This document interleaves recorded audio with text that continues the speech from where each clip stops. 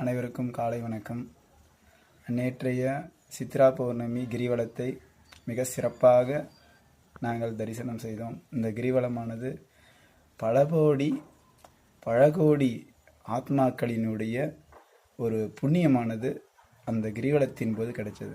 அதில் பார்த்திங்கன்னா பல மக்கள் வந்திருக்காங்க. எல்லாருமே அந்த இறைவனை காணணுன்ற துடிப்பு அந்த அளவுக்கு அவர் ஈர்த்து ஆள்கொள்கிறாரு எல்லாரையுமே. அந்த மலையை சுற்றி இருக்கக்கூடிய அத்தனை சித்தர்களுடைய கருணையும் அந்த சித்தர்களும் வலம் வரும்போது நமக்கு கிடைக்கக்கூடிய எல்லை இல்லாத மகிழ்ச்சி அது சொல்ல வார்த்தையை வரலைங்க. அந்த அளவுக்கு அருமையாக அது எப்படி சொல்கிறது, மகிழ்ச்சினா மகிழ்ச்சி.